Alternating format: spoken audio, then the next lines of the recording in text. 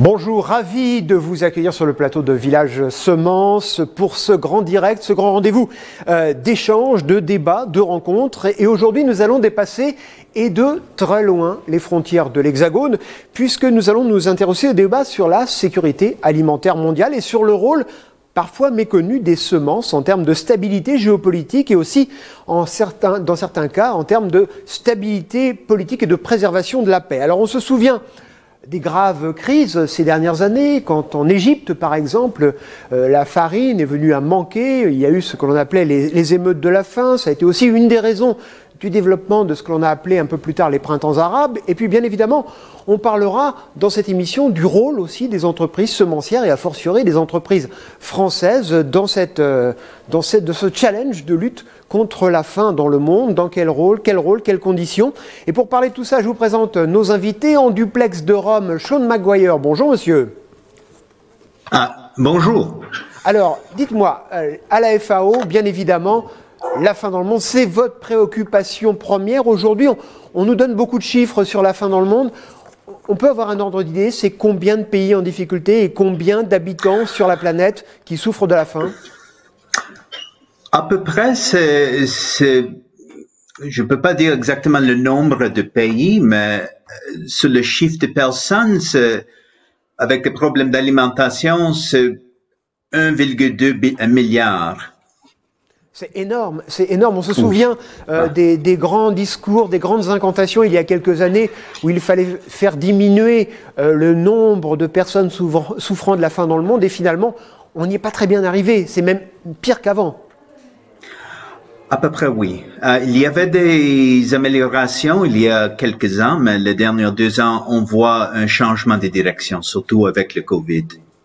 Donc, il y a des exceptions naturellement, mais pour la plupart des pays, on n'achève pas les objectifs de développement durable. Nous sommes pas, je dirais, nous sommes pas dans le voie de achever ces objectifs. Alors, on va reparler de tout ça, et notamment de cette affaire de Covid-19 et de ses répercussions en matière d'alimentation mondiale. Avec nous sur ce plateau, Pierre Pagès. Bonjour. Bonjour Philippe. Alors Pierre, vous êtes vice-président de SEMAE et vous êtes également président d'Euralis. À nos côtés également Claude Tabel, bonjour. Président de l'Union française des semenciers et président du directoire de RAGT. C'est cela. On rappelle parce qu'à chaque fois, RAGT... Rouergue, Auvergne, Gévaudan, Tarnais. Voilà, au moins comme ça, on sait d'où vous êtes. Et François Burgot, bonsoir. Bonsoir François. Bonsoir. Directeur des relations extérieures de SEMAE et juste de passage, hein, puisque vous allez repartir très vite du côté de l'Europe de l'Est. Alors moi, je voudrais qu'on parle un peu de ce rôle. J'y ai tout à l'heure, plus d'1 milliard, et Sean Maguire le disait, plus d'1 milliard. Qu'est-ce qu'on fait? Ça nous laisse un peu sans voix, les bras ballants. Mais qu'est-ce qu'on peut faire, Claude Tabel? Bien évidemment, ce que l'on peut faire et ce que l'on doit faire, c'est développer les agricultures à la fois dans nos pays, mais aussi dans tous les pays aujourd'hui qui sont en difficulté, où vous en avez cité un certain nombre, des problématiques de faim pour la population. Donc c'est un grand objectif sur lequel il faut que l'on s'attelle, qu'on s'est attelé globalement tous à cet objectif-là depuis longtemps, mais il faut sans doute encore intensifier nos travaux. Pierre Pagès, on le voit, il y a de vraies grandes attentes, mais il y a aussi des problèmes. On ne peut pas, j'allais dire, cette quête de l'autosuffisance alimentaire, cette quête de la nutrition, on ne peut pas la régler d'un claquement de doigts. On ne peut pas le régler parce que les problématiques sont très différentes selon les régions du monde dans lesquelles on est. Donc effectivement, les zones dont l'interlocuteur de la FAO parlait sont des zones qui sont avec une agriculture en développement, mais il y a malgré tout des problèmes d'accès par rapport aux technologies, par rapport à l'innovation, par rapport à nos semences. Et donc c'est une posture, enfin, ou une structuration qui est très différente de celle qu'on connaît sur nos marchés historiques, en fait, sur nos zones où on déploie notre génétique et qui est surtout, pour ce qui nous concerne en tout cas, la grande Europe, l'Europe au sens large, avec des zones en développement plus à l'est, mais on est sur quelque chose qui est beaucoup plus structuré aujourd'hui, donc il y a vraiment une problématique d'accès. François Burgot, vous, pour SEMAE et anciennement pour le GNIS, vous parcourez le monde et vous êtes au contact de ces pays, notamment du Sud, qui ont des difficultés. Comment vous expliquez qu'on n'arrive pas à faire pencher la balance dans l'autre sens? Parce qu'on se souvient des grands discours de Jacques Diouf, l'ancien grand patron de la FAO, qui voulait diviser la faim dans le monde par deux, à l'objectif qui était l'objectif 2020-2030. Puis aujourd'hui, quand on voit les chiffres que nous donne Sean McGuire, on s'est dit qu'il y a quelque chose qui n'a pas fonctionné. Alors, moi, je relativiserai quand même les chiffres donnés par Sean McGuire, en ce sens que on ne peut pas raisonner en valeur absolue, parce que la population mondiale a considérablement augmenté pendant cette période. Donc en pourcentage de la population, je mets de côté les 2 dernières années liées à la pandémie, mais si on met de côté ces 2 dernières années, le pourcentage de la population qui souffre de la faim a diminué. Voilà, ça n'a pas été totalement inefficace, notamment en Asie, il y a eu un développement important. La situation, elle est très simple. Dans les pays du Sud dont on parle, et notamment, faut le dire, en Afrique subsaharienne, vous n'avez pas de filière semencière structurée. Donc, vous n'avez pas non plus de ce qu'on appelle le progrès génétique. Et, pour vous donner un exemple, vous prenez le Sénégal, vous avez à peu près 1 million d'hectares d'arachides. On inscrit une nouvelle variété, on donne aux agriculteurs, aux paysans sénégalais une nouvelle variété d'arachides, à peu près une tous les 3 à 4 ans. Sur 1 million d'hectares en France, vous prenez 4 millions d'hectares de blé, vous avez 300 variétés cultivées et vous avez tous les ans une vingtaine de variétés nouvelles. Ce qui veut dire que si le Sénégal avait la même structure, le même nombre d'entreprises qui fassent de la sélection de la production, chaque année, on aurait en gros 5 variétés nouvelles d'arachides pour les paysans sénégalais au lieu d'en avoir une tous les 5 ans. Donc voilà, et le rendement moyen des pays d'Afrique est le plus bas du monde, mais c'est la moitié des rendements chinois ou des rendements d'Asie du Sud-Est. Alors, moi, je voudrais qu'on retourne à Rome, retrouver Sean McGuire.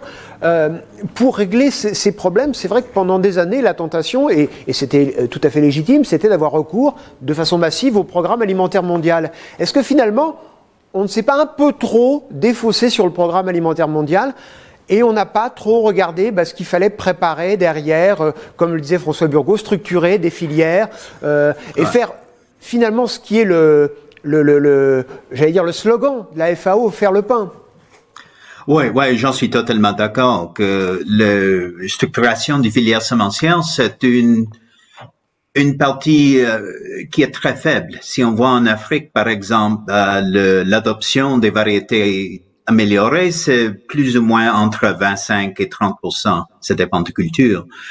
Si on voit l'utilisation des semences des systèmes formels ou organisés, c'est plutôt entre 5 et 10%. Donc, ça veut dire que la plupart des semences sont livrées des systèmes informels. Même en même temps qu'on voit les petits agriculteurs, ils achètent la moitié de leurs semences. Donc, il y a un marché, il y a vraiment une demande. Les agriculteurs sont toujours intéressés à la qualité, mais c'est que les institutions qui font les liens entre amélioration des plantes et les agriculteurs souvent ne sont pas très bien organisés. Et avec les exceptions, avec parfois, disons, le soya en Afrique ou le maïs, ce sont des exceptions où il y a un marché de semences. Mais à part de ça, il y a beaucoup de travail à faire. Alors, qui doit faire ce travail selon vous? Ce sont les entreprises semencières des pays riches?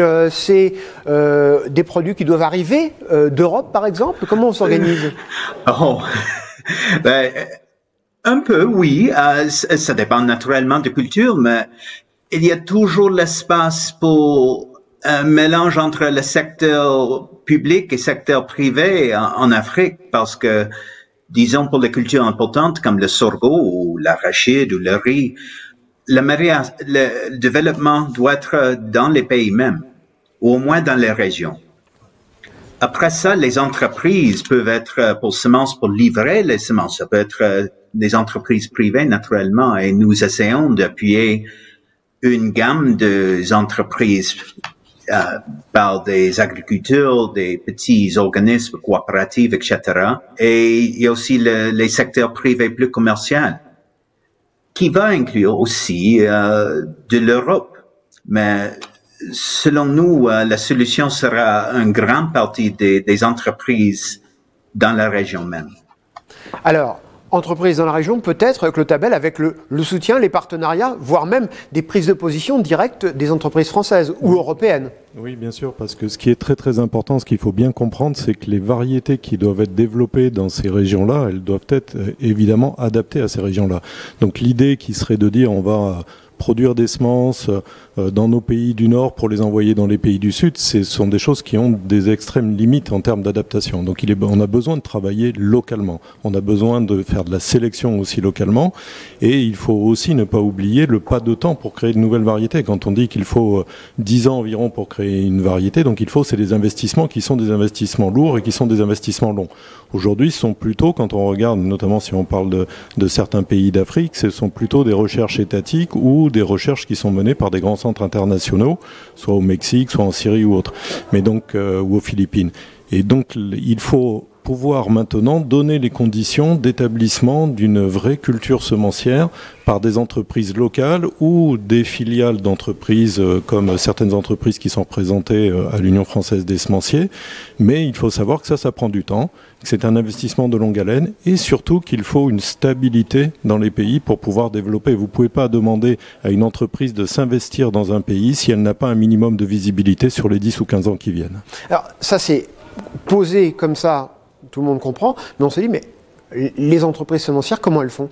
Elles partent, vous envoyez quelqu'un de chez RAGT, Pierre Pagès envoie quelqu'un d'Euralis en Côte d'Ivoire, au Sénégal ou que sais-je encore, ou en Asie pour travailler ? En général, ce qui se passe, bien sûr, mais en général, ce qui va se passer d'abord, dans un premier temps, c'est souvent à travers une collaboration, comme vous le disiez, avec une entreprise locale. Donc travailler avec une entreprise locale, amener nos compétences.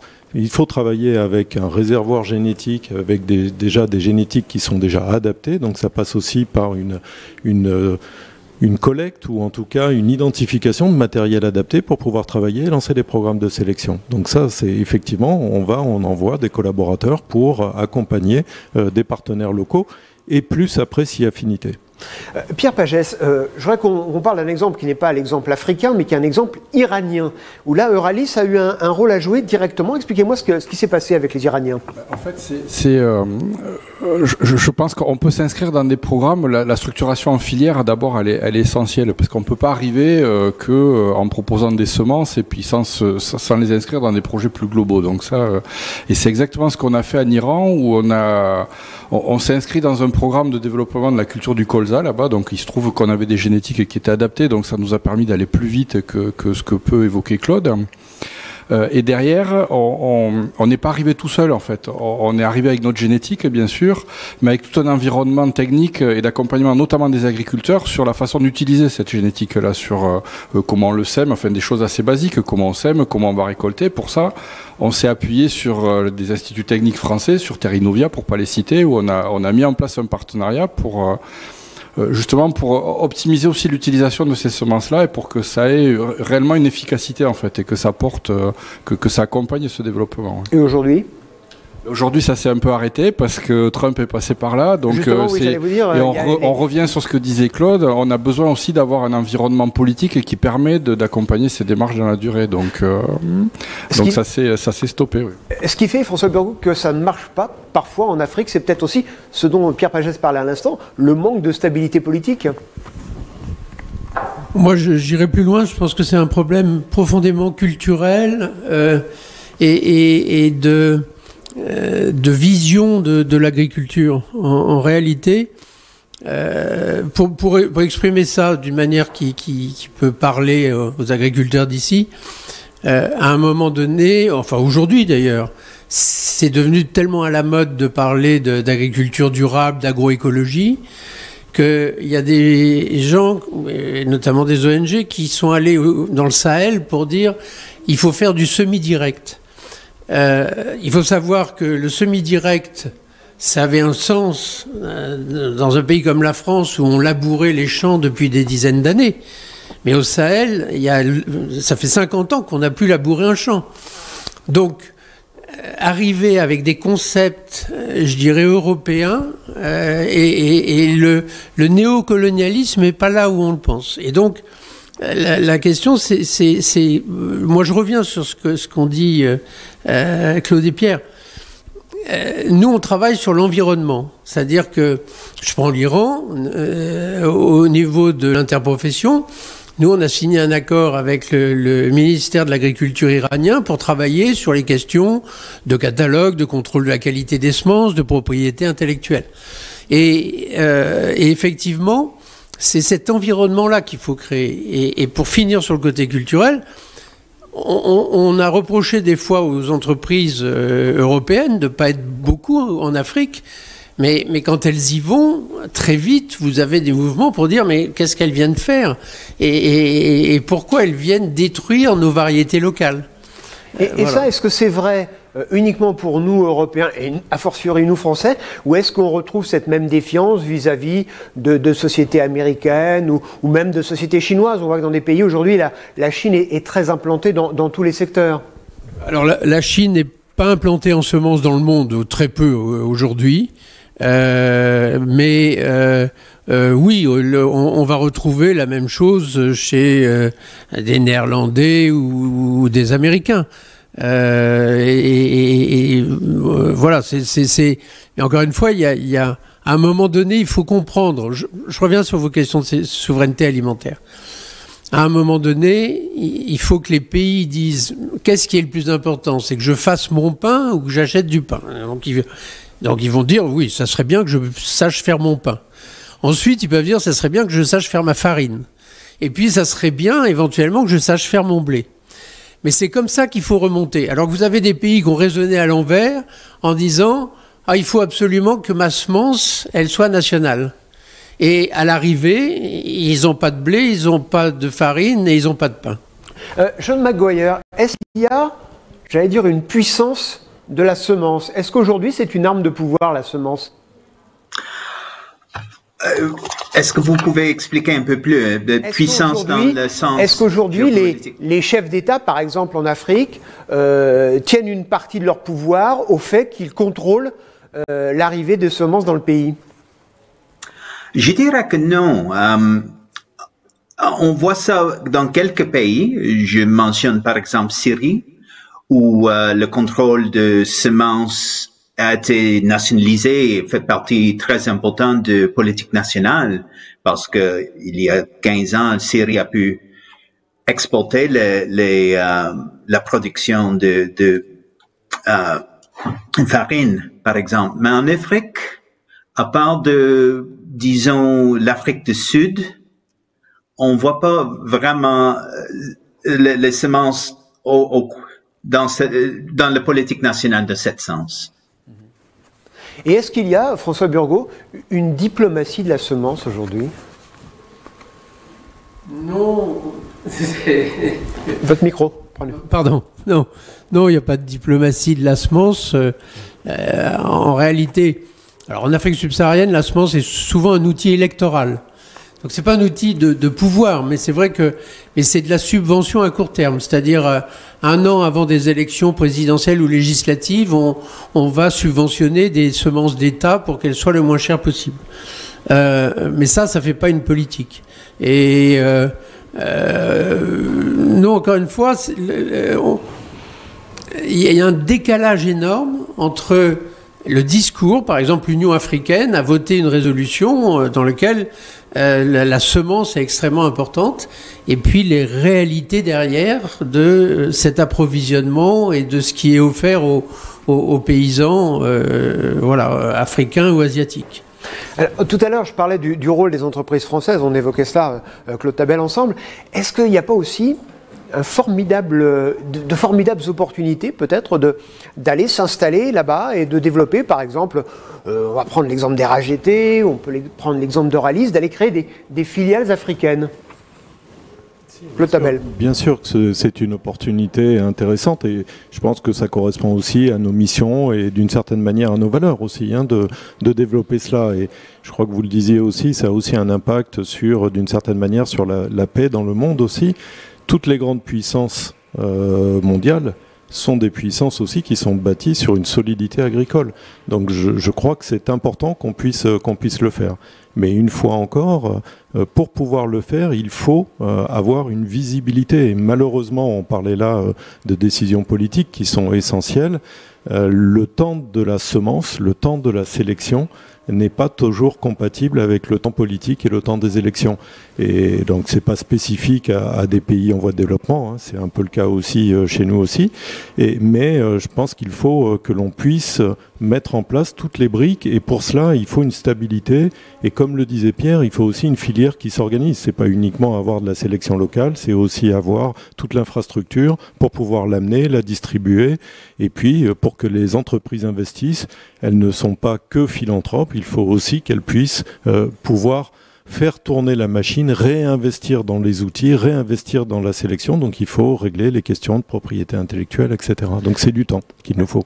Absolument, du temps, et c'est vrai que le nerf de la guerre, c'est l'argent, Pierre Pagès, parce qu'on a beau avoir les meilleures intentions du monde, on se heurte malgré tout au problème de l'argent, de la solvabilité, des perspectives économiques pour les entreprises. C'est bien pour ça qu'on a besoin d'avoir, d'une certaine manière, des États qui s'engagent, en fait, et que ça s'inscrive dans des politiques nationales, en fait, où il y a un accompagnement technique, mais financier aussi, où on peut développer, alors, soit de la génétique, soit rentrer sur des marchés qui sont des nouveaux marchés. On accompagne des développements, en fait, de l'agriculture, de façon globale, mais pour ça, comme vous le dites, on a besoin de moyens, on a besoin d'engagement. Ça coûte cher l'investissement dans les semences, c'est des investissements à long terme, c'est aussi de l'innovation qu'on peut amener dans ces pays-là, mais cette innovation, il faut qu'on puisse la financer et donc on a besoin d'engagement, et d'engagement dans la durée, mais aussi d'engagement concret des politiques publiques comme on l'a vécu dans nos pays et comme on le vit dans d'autres régions du monde aujourd'hui qui se développent. Alors, on pourrait entendre le discours, vous parliez François Burgot tout à l'heure des ONG qui disent mais vous êtes bien gentils, les semenciers européens, les semenciers français, les semenciers américains, canadiens, que sais-je encore, vous gagnez beaucoup d'argent, partagez, apportez cette technologie, apportez ce savoir-faire à ceux qui en ont le plus besoin. C'est un discours que vous entendez ? Oui, mais ça correspond exactement à ce que font les semenciers français. Quand je dis partager, c'est partager. Offrez-nous le savoir-faire et la technologie. Non, mais à un moment donné, de ce point de vue-là, je reviens sur les questions de subvention. Offrir n'est pas un cadeau en agriculture. Expliquez-moi ça. Je vais prendre un exemple très simple. L'Algérie, pendant des années, a subventionné les semences de céréales à paille. La semence était moins chère que le prix du blé ou de l'orge sur le marché algérien.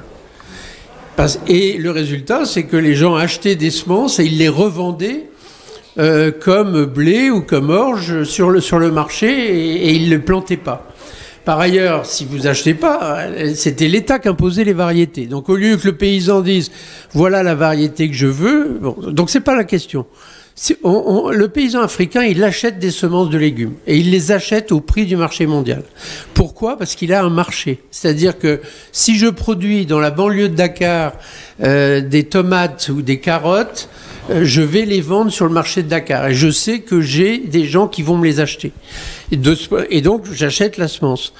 Le problème, on y revient, le problème si j'achète de la semence de maïs, c'est d'être sûr que je vais avoir une filière derrière qui va faire que le paysan qui va faire du maïs avec ma semence qui va lui permettre d'être productif, il va trouver un marché.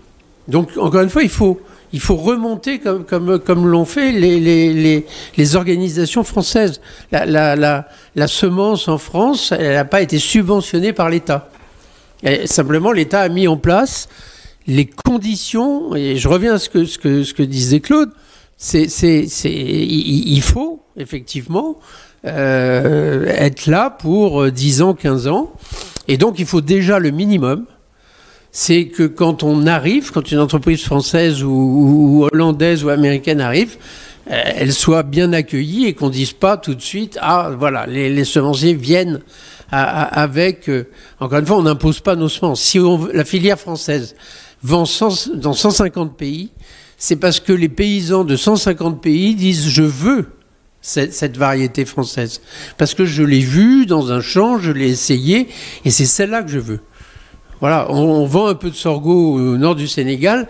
Cette variété, elle a été introduite il y a 30 ans, et elle continue d'être vendue tellement on offre peu de variétés de sorgho aux paysans sénégalais. C'est une valeur sûre, cette variété.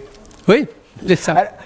Sean Maguire, est-ce qu'il n'y a pas aussi un rôle, clairement, pour la FAO, d'intermédiaire, de faire en sorte que ces craintes qu'on entendait, ce que nous disait François Burgot à l'instant, de voir des grandes entreprises, des pays riches s'implanter, mais avec peut-être, enfin on peut le supposer, des intentions économiques derrière, vous à la FAO, de calmer le jeu, de calmer la partie en disant non, attendez, ils viennent aussi pour vous aider.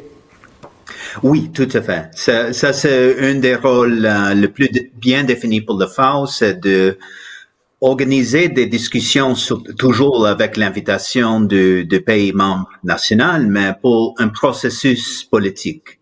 Parce que c'est seulement comme ça que nous pouvons intégrer tous les intérêts, soit les ONG qui parlent des semences paysannes ou les entreprises internationales ou nationales commerciales qui ont leur intérêt. Et un système national à la place de tous. On doit avoir ces discussions et la participation de tous les parties preneurs dans une manière assez égalitaire. Donc, on ne dit pas, par exemple, on voit parfois des processus politiques, par exemple en Liban, où aux discussions où il y avait une ou deux personnes qui viennent des entreprises semencières et on voit l'institut de recherche qui arrive avec 10 participants.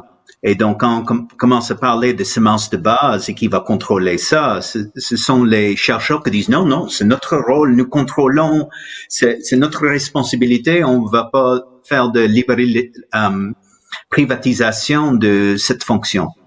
C'est juste un exemple pour dire que c'est très important d'avoir toutes les parties prenantes et essayer de convaincre le gouvernement en le processus politique d'inclure tous ces intérêts.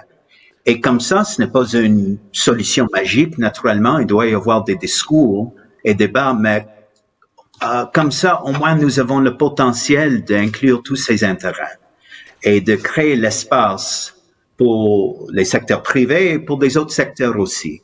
Comme dit François, il y a des espaces pour les filières internationales, pour, par exemple, culture maraîchère. C'est important d'avoir les politiques qui leur permettent. C'est un peu plus difficile si nous parlons de subventions parce que François aussi l'a dit, que ça c'est très lié aux politiques nationales, surtout dans les pays au sud de l'Afrique, par exemple. Et ça c'est un peu difficile à bouger, mais au moins nous essayons de créer un environnement propice pour un secteur divers et dynamique. Alors, il y a à la fois le business, mais il y a aussi la formation. Ça se passe comment? Est-ce que vous avez un rôle là-dessus à la FAO? Oui, pas autant que les années auparavant, parce que maintenant, disons, à la FAO pour semences, nous sommes 2. Mais comment vous expliquez ça, qu'un secteur aussi important soit réduit à 2 personnes? Et disons, un expert en secteur semencier, moi je travaille plutôt dans les pays en désastre, donc je travaille plutôt en sécurité semencière. Et donc, auparavant, il y a 20 ans, il y avait toute une section de la FAO pour les semences. Il y avait 7 ou 8 personnes, beaucoup de formations, un laboratoire à Rome. Ça n'existe plus. Donc, c'est un changement de prioritaire. Je n'ose pas spéculer pourquoi, mais on fait la formation des capacités, mais parmi des partenaires. Donc, si nous avons des ressources d'un projet, l'invitation de pays, on peut le faire ou organiser cette formation, mais ça n'arrive pas beaucoup dans les dernières 10 ou 15 ans. Donc, il n'y a pas beaucoup de demandes. Ça, c'est la réponse pourquoi il y a le changement de personnel à la FAO. François Burgot, c'est quand même fou ça, que sur les semences, 2 personnes à la FAO. La FAO qui devrait être, le phare qui nous montre la direction. Oui, mais c'est un mouvement général des bailleurs de fonds. Je ne veux pas ennuyer les gens qui regardent ces émissions, mais à un moment, on a, au niveau mondial, on a fait ce qu'on appelle des programmes d'ajustement structurel et des programmes d'ajustement structurel agricole. En gros, le FMI, la Banque mondiale, on dit il faut que vous alliez vers des modèles rentables et notamment privatisés, etc. Le seul problème, c'est que les mêmes bailleurs de fonds ont dit, puisque maintenant on veut privatiser, il n'y a plus de raison qu'on donne de l'argent. C'est-à-dire que tout d'un coup, ils avaient donné plein d'argent pendant des dizaines d'années à des États, à des instituts de recherche publics. Et puis ils disaient, mais non, mais après tout, l'agriculture, c'est le monde des paysans, de leurs coopératives, ce qui était une excellente idée. Mais pourquoi on les aiderait, puisque c'est le secteur privé, ils n'ont pas besoin d'aide. Or, même le secteur privé, simplement pour s'installer, et notamment, encore une fois, en Afrique, a besoin de financement. Vous savez que l'Afrique est le continent le plus sous-financiarisé. C'est-à-dire que, demain, vous avez un Africain de n'importe quel pays d'Afrique subsaharienne qui veut monter une station de semences et qui a besoin de 150 000 euros pour acheter du matériel. C'est impossible de trouver ce qu'on appelle un bailleur de fonds, que ce soit l'Agence française de développement, que ce soit la Banque mondiale, que ce soit la FAO, qui lui finance ça. Impossible. Donc qui peut le financer alors? Les entreprises? Alors, oui, à travers éventuellement des partenariats. Mais c'est là où, encore une fois, c'est là où il faut créer du lien. Et puis on essaye, malgré tout, de convaincre les grands bailleurs de fonds, et en particulier en France, à l'occasion d'un sommet récent à l'Élysée sur les questions de biodiversité. Les entreprises françaises de l'agriculture et de l'agroalimentaire ont lancé une initiative sur l'Afrique pour essayer de mobiliser justement des financements et de sécuriser les investissements que pourraient faire les entreprises françaises. Claude Tabel, est-ce qu'il n'y a pas aussi un formidable enjeu qui n'est pas uniquement l'enjeu de nourrir directement les populations, mais je parlais de stabilité mondiale. On sait que quand il y a des problèmes de faim dans le monde, il y a des gens parfois qui répondent à ces problématiques, qui répondent pas forcément avec les meilleures intentions du monde. On va se dire clairement les choses. On peut voir arriver dans certains pays des organisations à but terroriste, par exemple, notamment des organisations type Daesh ou le Hezbollah. Oui, bien sûr. Et c'est un enjeu crucial aujourd'hui. Et c'est un enjeu crucial pour les pays que nous sommes, parce qu'on le voit à travers le nombre de migrants et ainsi de suite. C'est essentiel de pouvoir que les gens qui sont dans des pays puissent vivre décemment dans les pays dans lesquels ils sont. Et plus ils seront en difficulté, plus on aura ces mouvements migratoires que l'on connaît. Et donc c'est un enjeu vraiment très très important. Et par moments, on peut regretter, on a l'impression, je dis bien, on n'est pas des spécialistes, mais on a l'impression que les gouvernements ne prennent pas la totale mesure de l'importance de cela et de l'importance justement des semences dans ce dispositif-là, puisque les semences sont au départ de la vie et de toute production. Donc oui, effectivement, c'est un enjeu crucial y compris pour notre stabilité à nous, quoi. Oui, Sean Maguire, il y a une question de paix dans le monde, tout simplement. Pardon, encore une fois? Il y a une question de paix dans le monde, tout simplement autour des semences. Finalement, ces semences, elles sont nécessaires pour avoir une certaine stabilité, pour éviter que, on parlait d'organisations terroristes, par exemple, prennent le pouvoir dans certaines régions du monde. Oui. Et parfois, on voit des bailleurs de fonds, des liens directement, surtout à Moyen-Est, autour de Syrie. Mais c'est plutôt indirect.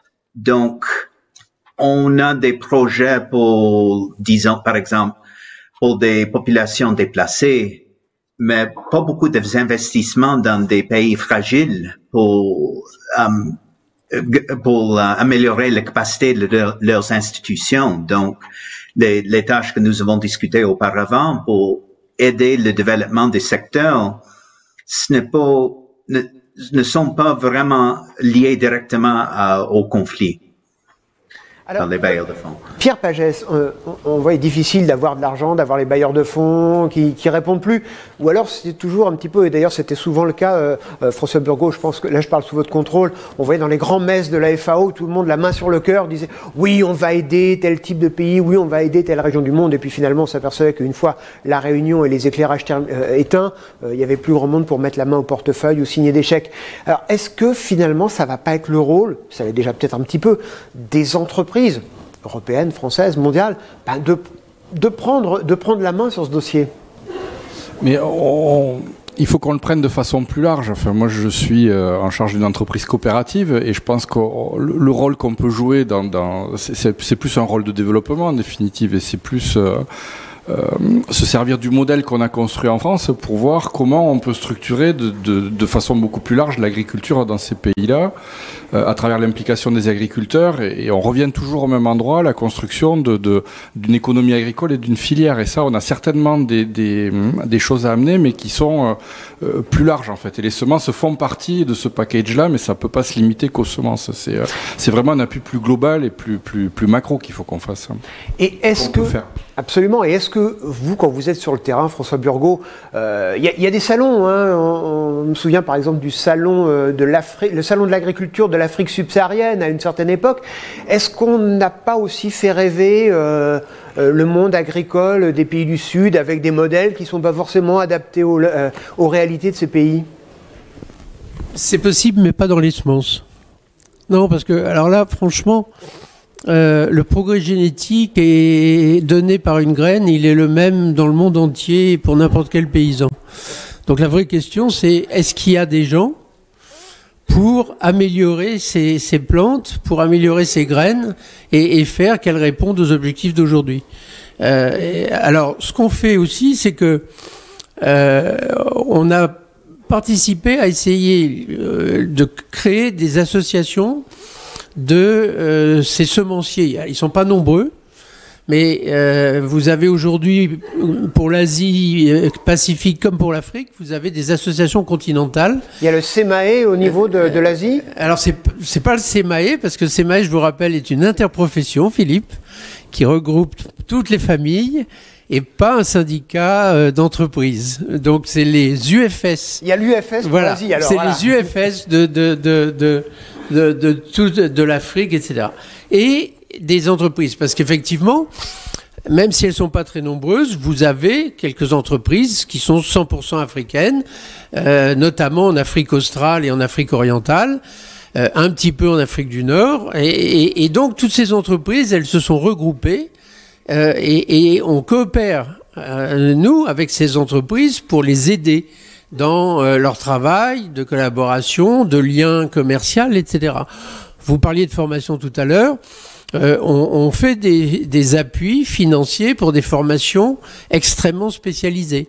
Parce qu'effectivement, un des drames aussi de beaucoup de pays en développement, c'est que vous avez des gens qui ont des diplômes supérieurs, mais vous n'avez pas de technicien pour...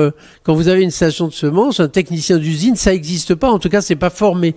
Donc tout ça, on fait des coopérations là-dessus pour essayer petit à petit de créer ces filières. Alors, moi, je voudrais qu'on revienne avec vous, Sean Maguire, sur l'actualité. L'actualité dans le monde, c'est la pandémie, c'est la Covid-19.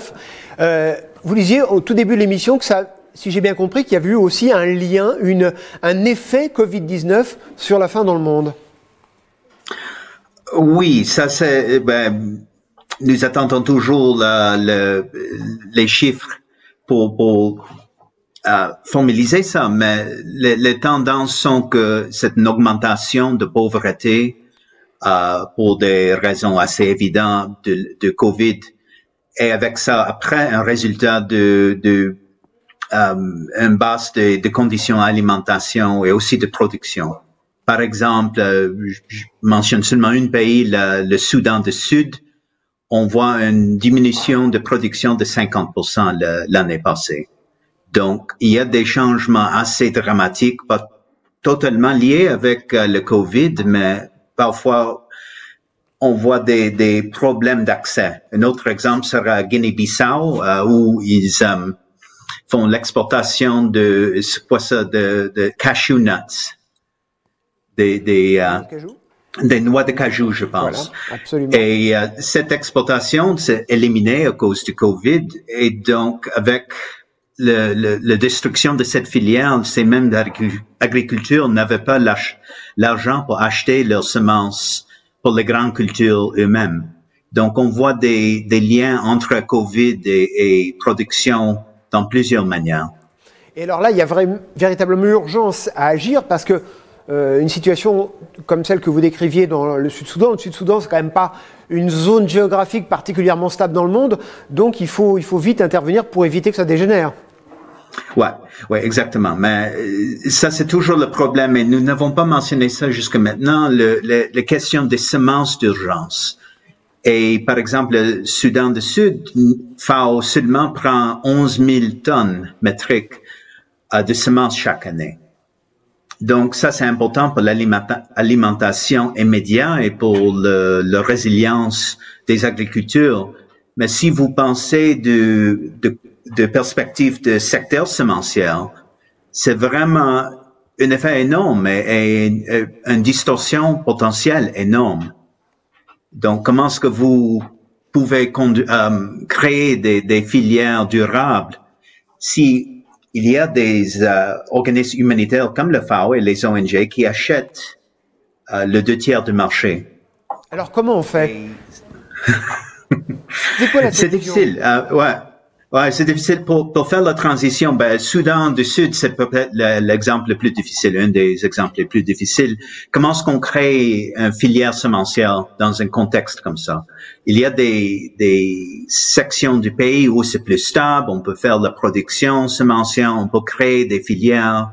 Il y a les Pays-Bas, par exemple, les États-Unis qui ont donné de l'argent pour créer les entreprises de semences. On essaie d'acheter national dans le pays même. On essaie de créer et établir les marchés. Mais c'est un contexte où le gouvernement même, c'est très faible. Donc, avec les institutions, avec la réglementation en marche, c'est difficile.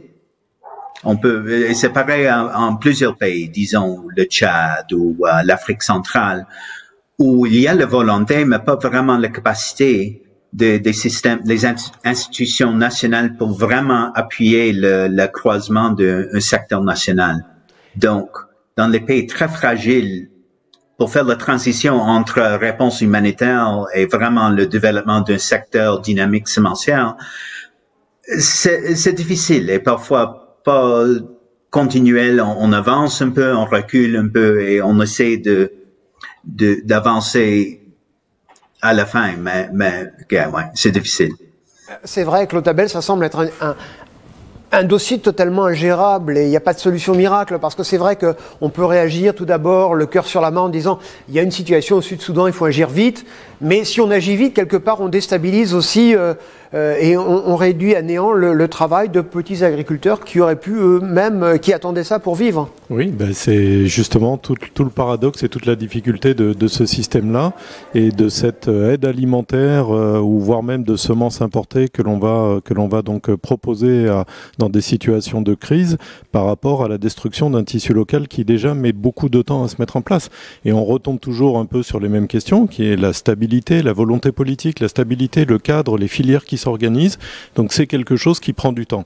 Je crois aussi qu'il faut se dire qu'on avait progressé. Là, on a effectivement cette situation qui s'est dégradée sur les 2 dernières années suite à la pandémie, mais globalement, on avait quand même un peu fait régresser donc la proportion de gens pauvres dans le monde. Donc on était quand même sur la bonne tendance, et c'est long.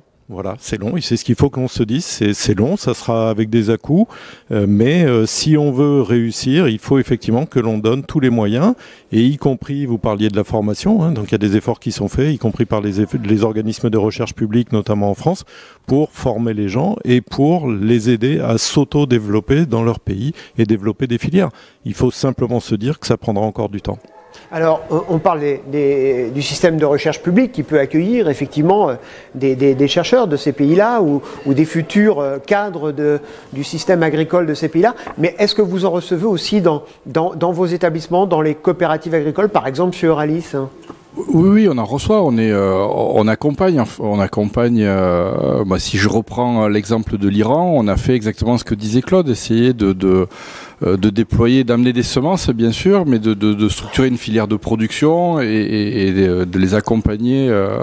Donc ça va dans les deux sens. On va là-bas, mais ils viennent aussi ici pour acquérir du savoir-faire et pour comprendre comment on veut procéder. Donc c'est forcément des allers-retours qu'il faut qu'on fasse. On peut pas arriver dans des pays en étant les sachants qui imposent d'une certaine manière la vision qu'on peut avoir et il faut vraiment faire attention à ça parce qu'on peut aussi retomber dans des oppositions de modèles et on l'a vu dans certains pays. François Burgot a certainement une vision plus précise que moi, mais on a pu rencontrer des oppositions de modèles qu'on connaît en France et qu'on a su avec beaucoup de savoir-faire transférer dans ces pays-là. Donc il faut aussi qu'on soit prudent dans la façon dont on aborde les choses et c'est vraiment de l'accompagnement mais dans les deux sens qu'il faut qu'on fasse. Alors François Burgot, est-ce qu'aujourd'hui finalement il n'y a pas deux options? C'est la FAO d'un côté ou le Programme alimentaire mondial de l'autre?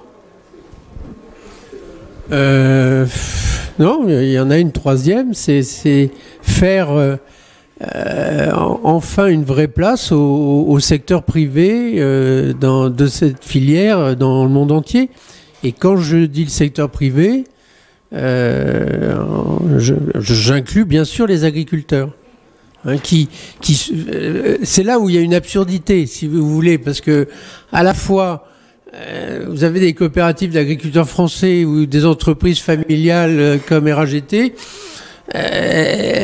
Voilà, quand elles arrivent, on dira c'est des étrangers. Non, ils sont plus proches des paysans de ces pays-là, encore une fois, dans leur culture et dans la manière dont ils travaillent, que beaucoup de gens des instituts publics ou de l'administration ou des politiques de ces pays. Il y a le bon sens paysan qui, là, n'a pas de frontières.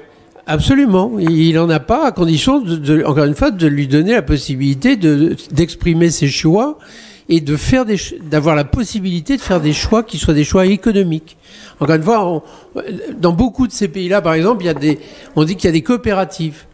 Mais les coopératives en Afrique subsaharienne n'ont rien à voir avec les coopératives françaises. En quoi elles sont différentes? C'est pas des agents économiques. C'est des agents syndicaux. C'est-à-dire qui sont là pour revendiquer par rapport à l'État, pour avoir des aides, pour avoir des subventions, revendiquer éventuellement par rapport au semencier local en lui disant t'es trop cher ou les engrais sont trop chers.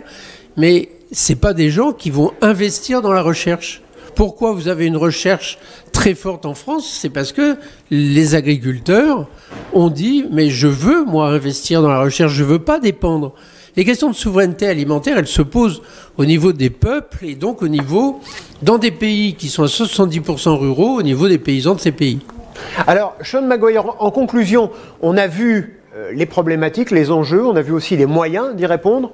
Très sincèrement, aujourd'hui, faire baisser la faim dans le monde de façon significative, importante, je ne vais pas dire massive, c'est encore un rêve ou ça peut devenir une réalité?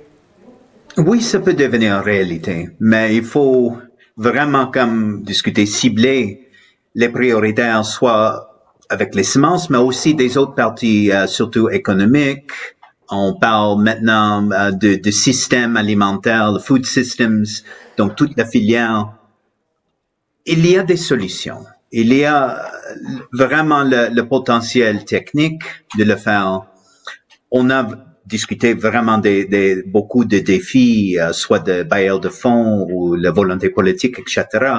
Mais on a vu des solutions. On a vu des solutions à la Chine, par exemple, ou par d'autres pays, par exemple, Éthiopie a fait des grands avances les derniers 20 ans. Donc, c'est possible, mais il faut vraiment suivre les objectifs et pas seulement avoir des discours. Je parle de la FAO, mais pour tous les organismes, vraiment faire on n'a pas de temps pour plus de discussions, mais vraiment pour faire des actions avec l'impact sur le terrain. Ça, c'est l'importance maintenant, les résultats. Eh bien, merci beaucoup d'avoir participé à cette émission. Alors on le voit, hein, les semences, c'est bien, ça va bien au-delà d'une petite graine, et cette petite graine peut avoir un rôle capital dans l'équilibre géopolitique de la planète. On aura sans doute l'occasion d'y revenir dans les prochains mois, dans les prochaines années. En tout cas, je vous remercie de votre attention et je vous dis à très bientôt sur le plateau de Village Semences.